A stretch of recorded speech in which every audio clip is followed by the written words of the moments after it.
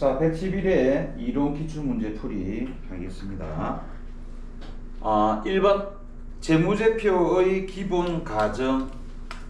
자, 재무제표의 기본 가정에 대한 설명으로 가장 옳은 것은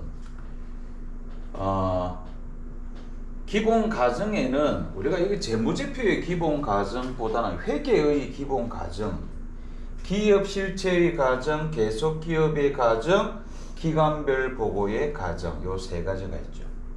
이거 틀렸죠? 기간별 보고의 가정.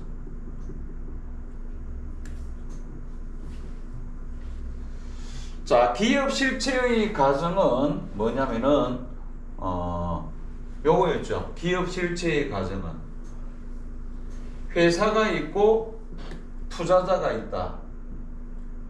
얘 둘이 관계는 별개의 관계다. 그게 기업 실체의 과정이 되는 겁니다. 3번이죠. 기업 실체의 가정은 기업 실체를 소유주와 독립적으로 본다. 알죠? 여기 기업 실체의 가정. 옳은 것은 3번, 이 3번이 되겠네요. 그 다음에 계속 기업의 가정이라는 것은 모든 기업은 계속해서 진행되고 있다. 계속 존속되고 있다. 누구를 제외하고 중단 기업을 제외하고는 계속 간다. 이런 뜻입니다. 여기 나와 있죠? 계속 기업의 가정, 여기 기간별 보고의 가정 하고 쭉 나와 있습니다. 유동성 순위 따라 분류한다. 이건 아니죠. 4번은 계속기업은 이건 기간별 보고의 가정이 훨씬 낫겠죠. 답은 3번이 되겠습니다. 기간별 보고의 가정은 모든 기업은 일정한 기일에 한 번씩 나와 있죠. 무조건 보고를 해야 된다. 재무제표를 작성해서 보고를 해야 된다. 기간별 보고의 가정이 되겠습니다. 이번에 물가가 지속적으로 상승한답니다. 물가가 상승할 때 이익이 이때가 이제 가장 크게 이런 게 많이 나왔는데 그죠? 이번엔 적게 이래 돼. 적게. 그러면 답은 1번 아니면 4번이 되겠죠? 자, 어떤 게 적을까 볼까요? 그러면 물가가 이 상승할 때 상승 맞죠? 물가가 상승할 때 자, 선의선출법 쓰면은 들어온 순서대로 나가죠. 들어온 순서대로 나간다. 그럼 뭐가 재고로 남아? 얘가 재고로 남을 겁니다. 이게 바로 선입의 재고. 그죠? 그럼 선입을 물가가 상승할 때 선입선출법 쓰면은 기말 재고를 크게 평가할 수 있죠. 비싼 게 재고로 남거든. 기말이 커지면 매출원가는 적어지죠. 매출원가가 적어지면 여기서 요거 빼면 요거 넣으니까 이익은 커지게 된다. 선입을 쓰게 되면. 자, 그러면 후입을 사용하게 되면은 거꾸로 오죠? 자, 최신 거를 먼저 내보내고 뒤에 걸 먼저 내보내니까 거꾸로 역순으로 가죠? 하니까 뭐가 재고로 남아? 후입의 재고는 얘가 남죠. 후입의 재고. 얘가 남습니다. 싼 게 기말 재고가 되니까 싼 게 기말을 적게 평가하는 거죠. 기말이 적으면 매출원가는 크게 평가될 거고 매출원가가 커지면 이익은 적게 평가되네. 이익을 적게 그러면 답은 뭐가 된다? 후입선출법이 되는 겁니다. 후입선출법. 이거 워낙에 자주 나오니까 그죠? 선입은 이익을 크게, 평균법은 이 가운데치에 금액이 나온 데 있죠? 그래서 답은 후입이 되겠습니다.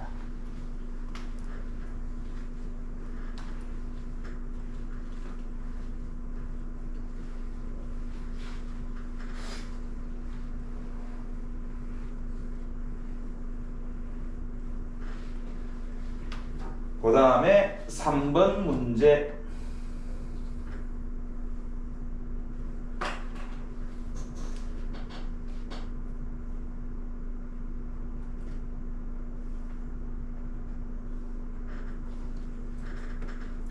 (3번은) 3번은 2023년 10월 1일 한국은 기계를 500만 원에 취득을 했답니다. 내용연수는 5년입니다. 잔존가치는 50만 원으로 추정이 되고요. 연수합계법 공식이 이겁니다. 취득원가 마이너스 잔존가치 곱하기 연수합계분의 잔존연수 한다. 12월 31일 상각할 감가 상각비는 얼마인가? 자, 그러면 일단은 기계 취득원가가 500만 원이죠. 500만 원 마이너스 잔존가치는 50만 원이랍니다. 여기서 곱하기 연수합계, 자 3년이죠. 3년이면 1 더하기 2 더하기 3, 3년이죠. 분의 잔존연수 처음이죠. 3. 그 밑에는 2, 1 이렇게 되는 겁니다. 자, 그러면은 이렇게 하면은 얼마가 나오죠? 이게 450만 원에, 그죠? 이게 6이죠. 6분의 3 그러면은 2분의 1, 225만 원 되겠네요. 자, 그런데 다행히 225만 원이 금액이 없죠. 천만다행이다. 왜? 요 225만 원은 1년치죠. 1년에 225만 원입니다. 그런데 이 기계를 언제 취득했다? 23년 10월 1일 취득했죠. 23년 10월 1일 취득했고, 오늘 상각하는데 오늘 결산일이 23년 12월 31일 요때 상각을 하는 거죠. 그러면 몇 개월을 사용했느냐 이거죠. 10, 11, 12 3개월 사용했죠. 월할 상각 해입이죠. 월할 상각 곱하기 12분의 3 월할 상각을 해줘야 됩니다. 이걸 우리는 월할 상각, 왜 3개월밖에 사용 안 했잖아. 월할 상각.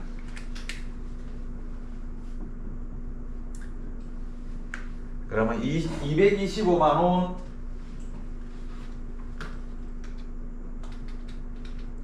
5만 원 56만 2,500원.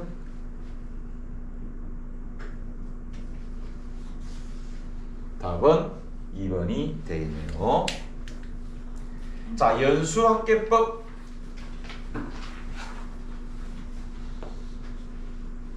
됐습니다.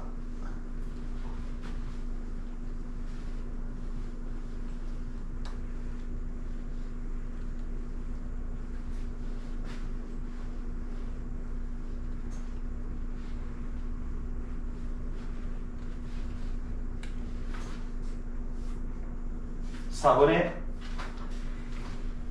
자, 무형자산에 대한 설명으로 옳지 않은 것은, 자, 무형자산입니다. 자, 무형자산의 재무제표 표시 방법으로는 직접법만 틀렸죠. 직접법 또는 간접법 다 허용하고 있다. 그 다음에 잔존가치는 원칙적으로 0인 것으로 온다. 아까 우리 잔존가치는 상각할 때 얘 말한 거죠. 이게 보통 요거 상각할 때 취득원가 마이너스 잔존가치 이랬죠. 그런데 무형자산은 잔존가치는 주로 0으로 하자. 무형자산은 잔존가치를 0으로 하자. 무형자산은 유형자산과 마찬가지로 매입 부대비용은 당연히 취득 관련 부대비용은 가상. 그 다음에 상각기간은 독점적이고 배타적인 권리를 부여하고 있는 법령이나 계약에 정해진 경우를 제외하고는 20년을 초과할 수 없다. 예, 4번 문장은 시험에 잘 나오고 있죠. 그러니까 관계 법령이나 계약이 예를 들어서 30년이다, 40년이다, 50년이면 그렇게 상각할 수 있는데 걔들을 제외하고는 20년 초과할 수 없다. 그래서 답은 1번이 틀렸습니다. 그래서 항상 내가 이런 얘기했죠. 완벽하진 않지만 뭐뭐만 모두 알죠? 이런 식으로 단정적으로 이렇게 말하는 게 보면은 약간 조심해야 됩니다. 다시 한 번 더 확인을 해보세요. 자, 5번 문제. 자본 조정으로 분류하는 것은 여기 나와 있죠. 자본금은 발행 주식수 곱하기 액면 단가. 그 다음에 자본잉여금은 주식 발행 초과금 감자 차익 자기 주식 처분이익이 자본잉여금이죠. 자, 요 반대되는 애들은 자본 조정 애들입니다. 그리고 자기 주식 미교부 주식 배당금이 있고요. 매도 가능 점검 평가 이익과 매도 가능 점검 평가 손실 기타 포괄이었죠. 그 다음에 이익잉여금은 각종 적립금, 준비금, 잉여금 끝나는 애들이 이익잉여금이다. 자, 자본 조정에 분류되는 것은 1번이네. 그죠? 답은 1번이 되겠습니다. 2번하고 4번은 자본 잉여금이 되겠고 3번은 기타 포괄 되겠습니다.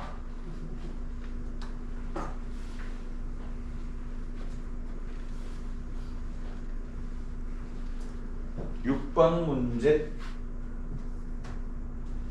자, 원가의 개념에 대한 설명으로 옳지 않은 것은 기회원가, 자원을 다른 대체 용도로 사용하는 것도 이것도 기회원가입니다.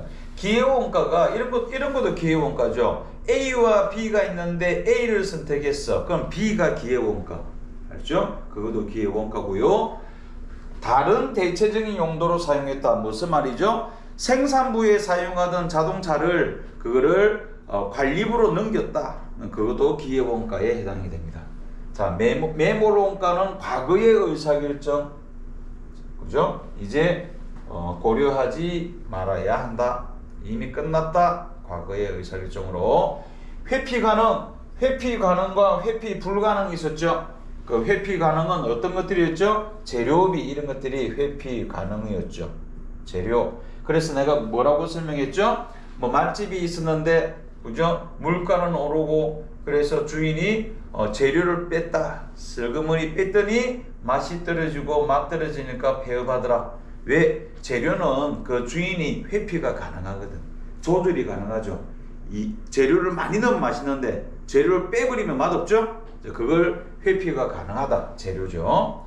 근데 특정한 대체안을 선택하는 것 관계없이 계속 발생, 이거는 회피 불가능이라는 뜻입니다. 회피 불가능 원가는 어떤 것들이 있다? 뭐 집세나 감가상각비 이런 것들입니다. 집세 같은 경우는 집주인하고 그죠? 계약을 맺었죠. 그래서 이익이 생기든 안 생기든 조업도가 증가하든 감소하든 반드시 발생하는 것. 감가상각비 같은 것도 마찬가지죠. 그죠? 이건 생산량하고는 상관이 없다. 조업도하고는 상관이 없다. 회피 불가능. 그래서 답은 3번이 되겠고요. 4번의 관련 원가는 어쩌고 직접적으로 관련된 원가를 관련 원가다 라고 얘기를 합니다.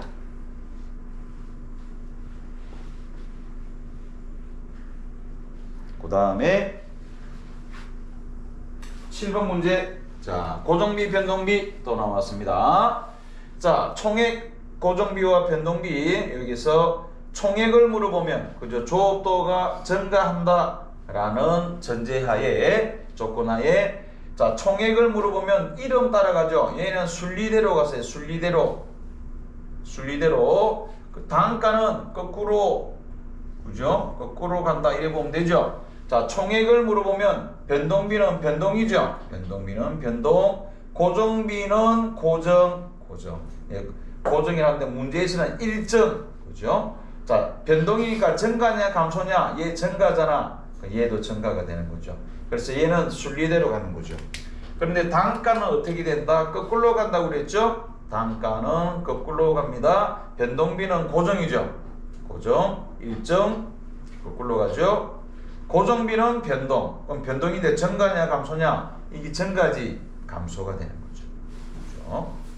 자, 그래서 항상 총액을 먼저 물어봐라. 총액을 먼저 하기 그죠? 총액을 먼저 확인을 하세요.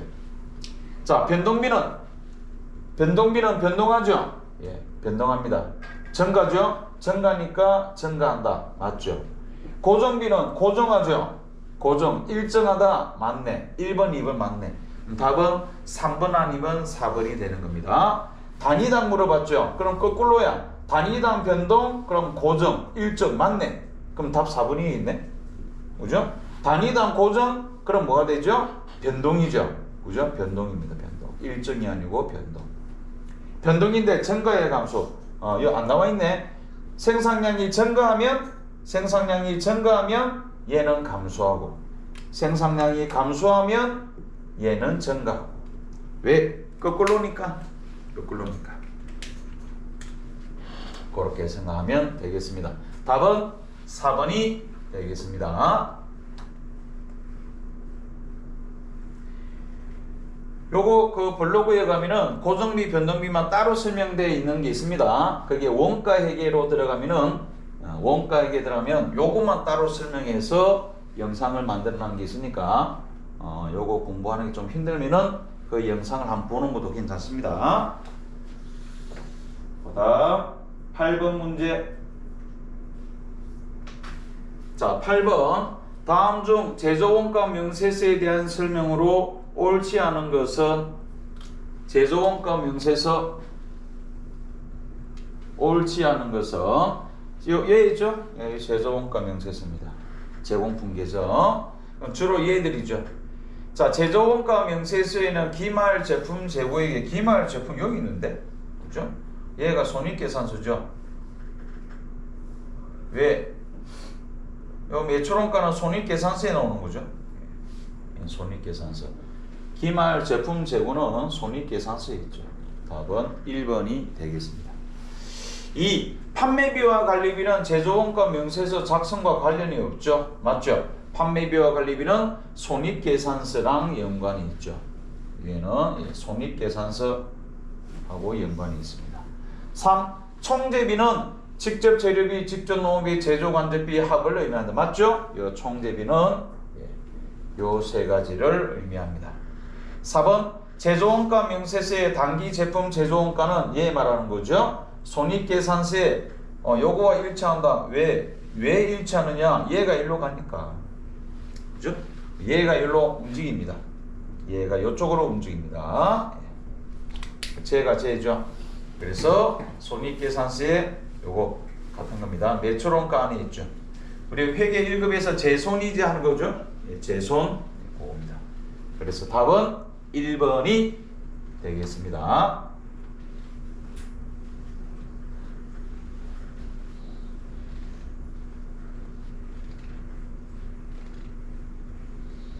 그 다음에 9번 문제.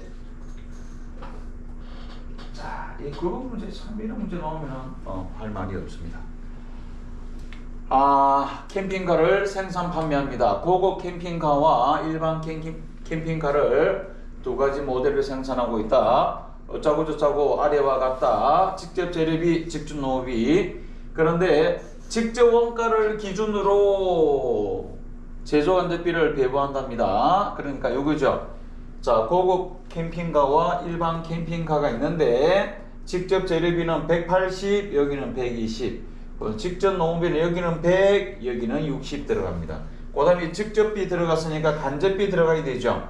이 간접비는 합이 얼마? 240만 원인데 얘가 240만 원인데 이거를 직접 재료비를 기준으로, 직접 재료비 어디 있죠? 요거죠. 얘 둘이를 기준으로, 그러니까 18대 12 이래 되죠. 18대 12로 배부해라. 180만 원대 120만 원. 그죠? 뭐 그냥 이렇게 180만 원대 120만 원 할까? 요 계산하면 합이 300이죠. 예, 300만 원분의 180만 원, 300만 원분의 120만 원. 자, 그러면은 각각 얼마가 나오느냐 이런 뜻이죠. 계산하면은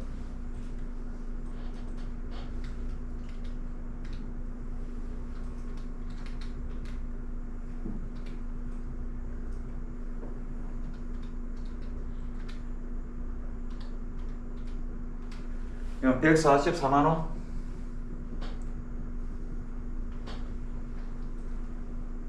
그럼 96만 원. 그죠?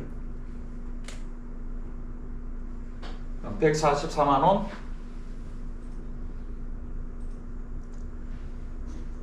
여기에는 96만 원 이렇게 배부가 됩니다. 뭘 물어봤죠?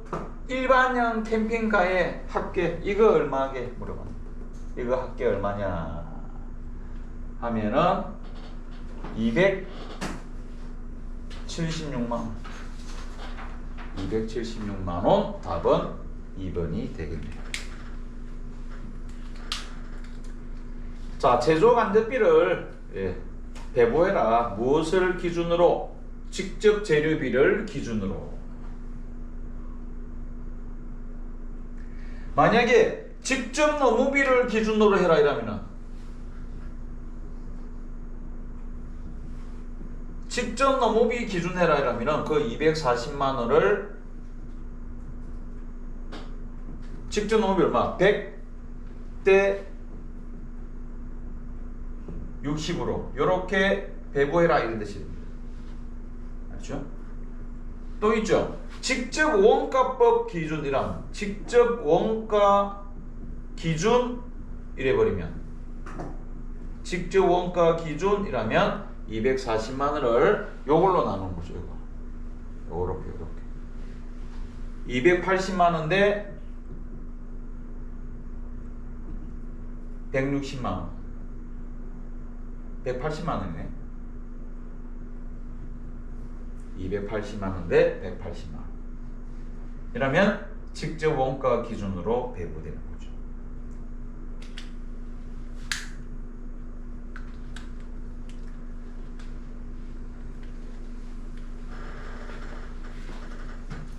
답은 2번이 되겠습니다.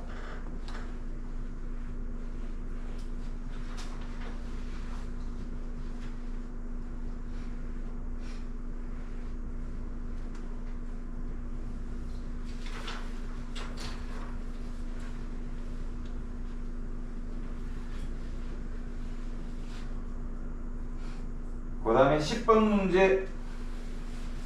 이거는 이제 일단은 완성품 환산량 우리가 항상 나왔는데 요거는 뭐죠? 완성품 환산량 항상 요거 물어봤는데 한 단계 더 들어갔죠. 단가 얼마냐 이렇게 물어본 거야. 자, 일단은 완성품 환산량을 계산해 보는 겁니다. 완성품 환산량. 자, 여기 있죠. 완성품 환산량. 얘가 완성품 환산량이에요. 그죠? 완성품 환산량. 우리는 항상 요거 구했죠. 완성품 환산량은 완성 플러스 기말이죠. 자, 완성 플러스 기말. 자, 완성 수량이 안 나와 있네. 그죠? 기초 수량이 있고 투입, 요 착수죠. 있고 기말이 있는데 완성 수량이 안 나와 있죠. 완성 수량은 자, 수량은 이렇게 구합니다. 기초 수량 몇 개? 2,500개. 그 다음에 착수 몇 개? 3만 개. 그 다음에 완성, 그 다음에 기말 수량 4,000개. 이러니까 자, 완성 수량 나왔죠. 28,500개. 요가 완성 수량이 되겠습니다. 완성 수량 28,500개. 500개, 28,500개. 자, 여기서 기말 수량 4,000개죠. 4,000개. 완성도 30%. 가공비는 반드시 환산하고요. 재료비는 해야 안 해. 요게 재료비는 공정 개시 모두 투입 환산하지 마라. 그러면 완성품 환산량은 몇 개가 되죠? 이러면 몇 개? 32,500개. 그럼 얘는 몇 개? 얘는 1200, 29,700개. 이렇게 됩니다. 자, 항상 우리는 요걸 구했는데, 그죠? 단가 물어봤지. 단가는 뭐 하냐면 이 앞에 금액을 알면 됩니다. 이 앞에 금액에다가 나누기 환산 수량을 해버리면 단가가 나옵니다. 자, 기초재원품. 자, 볼까요? 기초재원품 재료비 여기 있죠. 기초 가공비 기초 여기 20만원. 요 밑에 얼마? 3만원 하고요. 총대비 여기 있죠. 직접 재료비 240만원. 가공비 얼마? 130만 6,500원. 이렇게 되죠. 그래서 요 앞에 거 금액에서 나누기 해버리면 단가가 나오는 겁니다.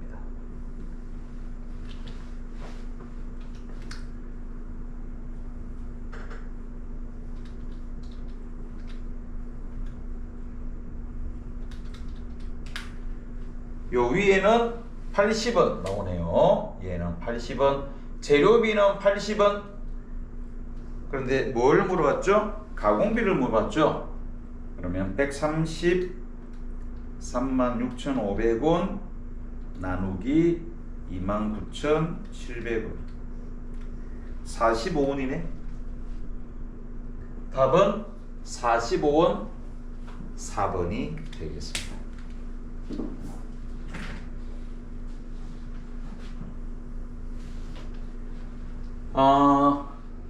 일단은 이 문제는 완성 수량을 안 내줬네, 그죠? 완성 수량 구할 수 있어야 됩니다. 기초 착수 완성 기말. 요게 제공품 계정입니다. 기초 제공품, 기말 제공품, 요거 총대비죠. 총대비. 그 다음에 제품입니다. 그래서 이게 제공품 계정이랑 같은 겁니다. 기초, 기말, 착수, 완성해서 완성을 구할 수 있고. 자, 그럼 기말 넣으면 환산량은 각각 구할 수가 있습니다. 단가 구하려 했으니까 요 앞에 요 제조 비용 있죠? 요거 넣어주면 돼요. 재료비는 재료비에, 가공비는 가공비에.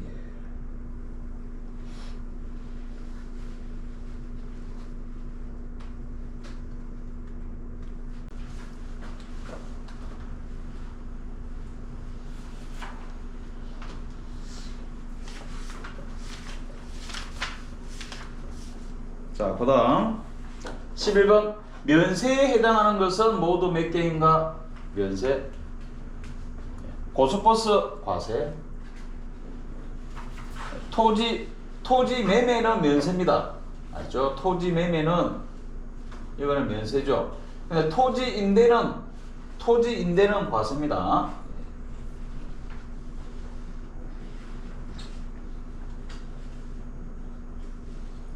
고속버스, 또 항공기, KTX, 택시, 과세. 뭐가 면세죠? 버스, 마을버스 면세가 됩니다. 자동차 운전학원, 무도학원 과세죠.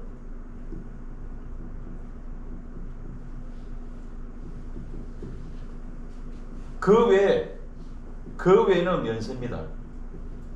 학원은 면세야. 쟤 둘이 빼고.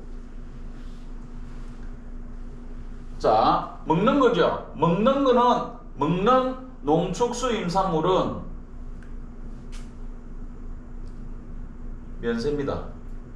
외국산이든 국내산이든 모두 면세. 미가공된 겁니다. 예, 가공되면 과세죠. 가공, 2차 가공이라면 과세가 됩니다. 얘는 면세입니다. 지금 현재 나 나왔고요. 예, 라 나왔습니다. 예, 뭐 국성 변호의 면세고요. 골동품은 과세입니다. 예, 골동품은 과세. 미술품은 면세입니다.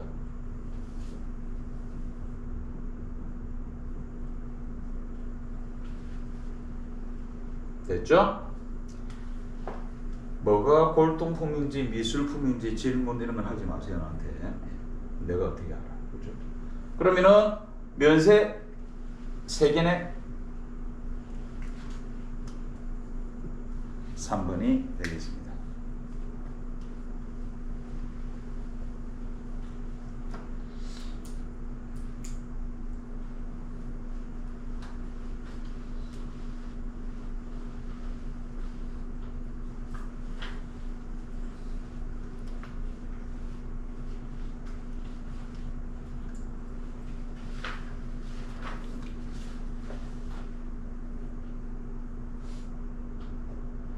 자, 대손세액 공제에 대한 설명으로 옳지 않은 것은 자, 대손 사유에는 부도 발생일로부터 6개월 이상이 지난 어음수표 맞죠? 예. 부도 발생일로부터 6개월 이상이 지난 어음수표. 예, 채권도 포함되어 있죠.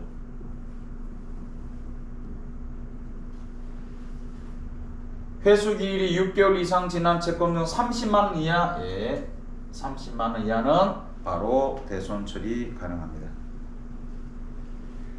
그 다음에 3번 공급일부터 10년, 예, 10년입니다. 10년. 요거 379페이지 참조하세요. 379페이지 10년이라 되어 있을 겁니다. 답은 3번이 되겠습니다. 자, 대손이 확정된 날이 속하는 과세기간에 매출세액에서 마이너스죠.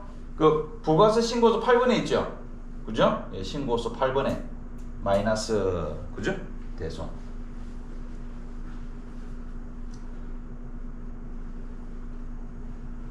대손세액 공제는 확정 때만 할 수 있다.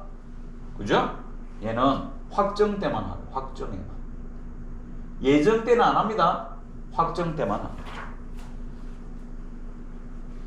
그 기간이 정해지가 있는 애는 제 하나 있습니다.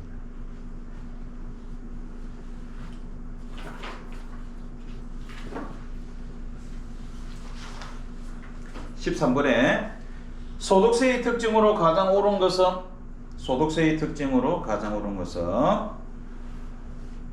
1번 소득세의 과세기간은 사업자의 선택에 따라 변경할 수 있다. 말도 아닌 소리. 딱 정해져가 있죠. 소득세 과세기간은 1월 1일부터 12월 31일 딱 정해져가 있습니다. 선택 변경할 수 있다? 없다. 거주자의 소득세 납세지는 거소지가 아니고 주소지가 원칙입니다. 원칙은 주소지입니다. 거소지가 뭔가요? 거소지는 이거죠. 내가 집이 서울인데 자, 부산에 와서 회사 다니고 있죠. 근데 원룸에 살고 있죠. 그 원룸이 바로 뭐다? 거소지입니다. 3번 소득세법은 종합과세제도에 의하므로 거주자의 모든, 여기 항상 있죠. 모든 이라면 의심해야 했습니다. 뭐뭐만 모두 이라면 의심하려 했습니다. 모든 소득을 합산 과세 아니죠. 분리과세는 제외해야지. 분리과세, 비과세, 소득은 제외. 그죠? 제외해야 되죠. 자, 소득세는 개인별입니다. 부부별, 가족별 아닙니다. 무조건 개인 단위 과세 제도가 되겠습니다. 그래서 13번 답은 4번이 되겠습니다.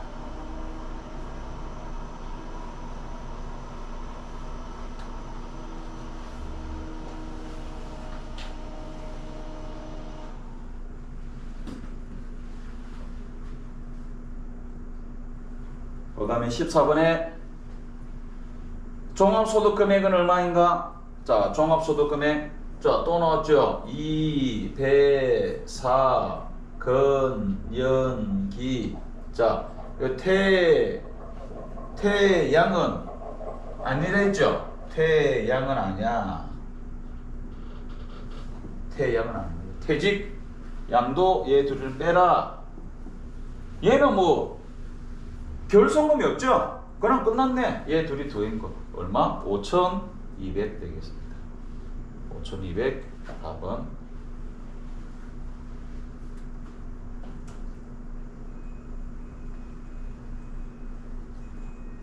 자, 결손금이 있으면 뺀다 있죠? 그 다음에 15번. 자, 원천징수 시기가 틀린 것은, 자, 이거는 뭐야? 미지급을 말합니다. 미지급. 미지급급여. 자, 미지급급여. 1월에서 12월까지는 무조건 12월 말까지 원천징수 시기입니다. 12월까지. 1월에서 12월까지는. 자, 그러면 여기 볼까요? 11월 기속 근로소득이죠. 이거를 언제 줬다? 12월 31일 지급했죠. 예. 그러니까 12월 달에 줬죠. 그럼 12월 말일 맞습니다. 자, 그런데 11월 기속 근로소득이죠. 11월 이걸 언제 줬어? 내년에 줬죠. 내년에 줬죠. 그럼 무조건 뭐다? 12월입니다. 12월. 12월. 23년 12월. 틀렸죠? 답은 2번이 되겠습니다. 무조건 1월에서 11월까지를 지급했죠. 언제 지급했다? 12월이야.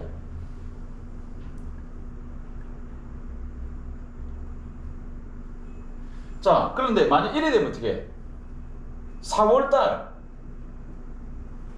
4월 기속 근로소득을 6월 달에 지급했다. 그죠? 6월 달에 지급했다. 그러면은 원천 징수 시기는 6월입니다. 6월.